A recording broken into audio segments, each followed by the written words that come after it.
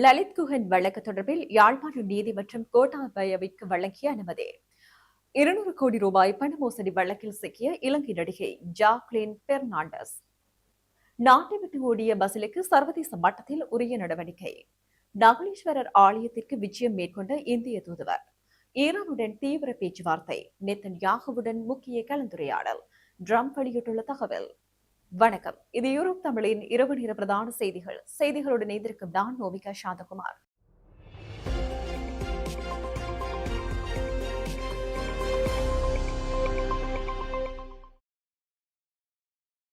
இனி தொடர்பான விரிவான செய்திகள்.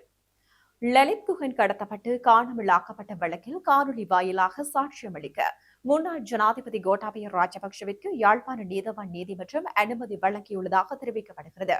மனித உரிமை செயற்பாட்டாளர்களான லலித் குமார் வீரராஜ் மற்றும் குஹன் முருகானந்தன் ஆகியோர் 2011 ஆண்டு டிசம்பர் 9ஆம் தேதி யாழ்ப்பாணத்தில் வைத்து கடத்தப்பட்டு காணாமலாக்கப்பட்டனர்.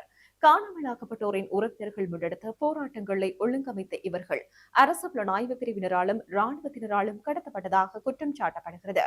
முன்னாள் ஜனாதிபதி கோட்டாபய ராஜபக்ஷ உட்பட பலர் மீது குற்றச்சாட்டப்பட்டு இது தொடர்பான வழக்குகள் யாழ்ப்பாணம் நீதிமன்றத்தில் தொடர்ந்து நடைபெற்று வரும் நிலையில் யாழ்ப்பாணம் செல்ல கோட்டாபய மறுத்து வந்தார்.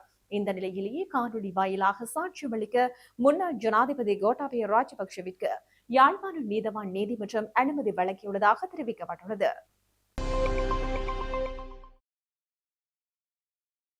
சுகேஷ் சந்திரசேகர் சம்பந்தப்பட்ட 200 கோடி ரூபாய் பண மோசடி வழக்கு காரணமாக இலங்கையைச் சேர்ந்த பாலிவுட் நடிகை ஜாக்லின் பெர்னாண்டஸ் கடுமையான சட்ட சிக்கல்களை எதிர்கொண்டுள்ளார். ஜாக்லின் பெர்னாண்டஸ் உட்பட அனைத்து பிரதிவாதிகளுக்கும் எதிராக குற்றச்சாட்டுகளை பதிவு செய்யுமாறு உத்தரவிடப்பட்டுள்ளது. இந்தியாவின் பாட்டியாலா ஹவுஸ் நீதிமன்ற நீதிபதி பிரசாந்த் சர்மா இந்த உத்தரவை பிறப்பித்துள்ளார்.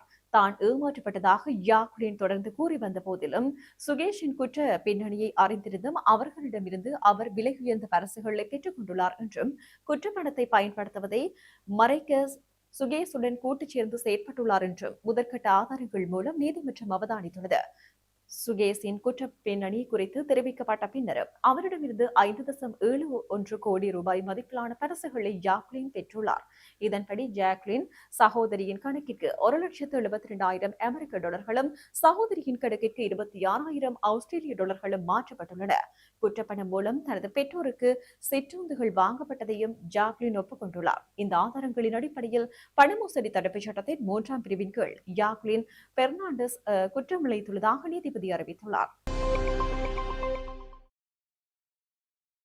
அரசு நிதியை மோசடி செய்ததற்கு எதிராக கடும் சட்ட நடவடிக்கைகளை எதிர்கொள்ள நேரிடும் என்ற அச்சத்தில் பசில் ராஜபக்ஷ நாட்டை விட்டு தப்பிச் சென்றுள்ளார். அவருக்கு சர்வதேச மட்டத்தில் உரிய நடவடிக்கை எடுக்கப்பட வேண்டும் என பொதுமக்கள் பாதுகாப்பு மற்றும் பாராளுமன்ற விவகாரங்கள் அமைச்சர் ஆனந்த விஜயபால தெரிவித்தார். கொழும்பில் நேற்றைய தினம் நடைபெற்ற நிகழ்வின் பின்னர் ஊடகங்களுக்கு கருத்து தெரிவிக்கும் போது அவர் மேற்கண்டவாறு தெரிவித்தார். பாதாள குழுக்களுக்கும் போதைப்பொருள் ஒழிப்புக்கும் கடுமையான நடவடிக்கைகள் எடுக்கப்பட்டுள்ளன. இலங்கையில் பல்வேறு ஒழுங்கமைக்கப்பட்ட குற்றச்செயல்களில் ஈடுபட்ட வெளிநாடுகளில் பதுங்கியுள்ள குற்றவாளிகளை நாட்டிற்கு கொண்டு வருவதற்கு சர்வதேச போலீசின் உதவி பெற்றுக் கொள்ளப்பட்டுள்ளது. சிவப்பு பிடி ஆணை பிறப்பிக்கப்பட்ட நிலையில் பலர் நாட்டுக்கு அழைத்து வரப்பட்டுள்ளார்கள். வெகு விரைவில் மேலும் பலர் நாட்டுக்கு அழைத்து வரப்படுவார்கள். அதேபோல் வெளிநாடுகளில் பதுங்கியிருந்தவாறு இலங்கையில் போதைப்பொருள் வர்த்தகத்தில் ஈடுபடும் நபர்களும் கைது செய்யப்பட்டுள்ளார்கள். அரசு நிதியை மோசடி செய்ததற்கு எதிராக கடும் சட்ட நடவடிக்கைகளை எதிர்கொள்ள நேரிடும் என்ற அச்சத்தில் பசில் ராஜபக்ஷ நாட்டை விட்டு தப்பிச் சென்றுள்ளார். இவருக்கு எதிராக மாத்தறை நீதிமன்றமும் கொழும்பு கோட்டை நீதிமன்றமும் பிடியாணை பிறப்பித்துள்ளது. பசில் ராஜபக்ஷ அரசு நிதியை மோசடி செய்யவில்லையாயின் அவர் நீதிமன்றத்தில் முன்னிலையாகி தனது தரப்பு நியாயத்தை நிரூபித்திருக்கலாம். இவர்கள் கடந்த காலங்களில் அதிகாரத்தில் இருந்து கொண்டு எவ்வாறு செயற்பட்டார்கள் என்பதை மக்கள் நன்கு அறிவார்கள். பசில் ராஜபக்ஷ இன்னும் எவ்வளவு நாட்கள் வெளிநாட்டில் பதுங்கியிருப்பார் என்பதை நாங்கள் பார்த்துக் கொண்டிருக்கின்றோம். சர்வதேச மட்டத்தில் உரிய நடவடிக்கைகள் வெகு விரைவாக எடுக்கப்படும் என தெரிவித்தார்.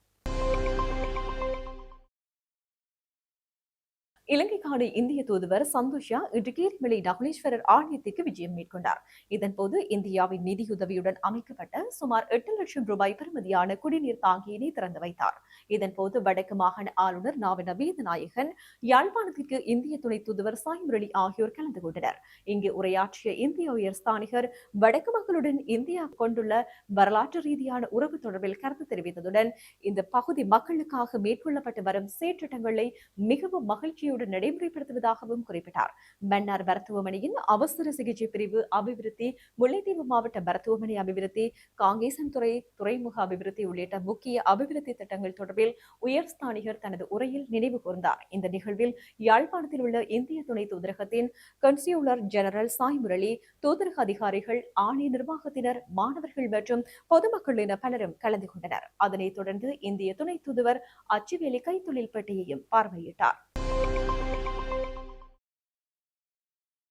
யாழ்ப்பாண பல்கலைக்கழக முகாமைத்துவ பீட வளாகத்தினுள் அமைக்கப்பட்டிருந்த விசா கோடு சேதமாக்கப்பட்ட சம்பவம் தொடர்பில் கோப்பாய் போலீசார் தீவிர விசாரணைகளை முன்னெடுத்தனர்.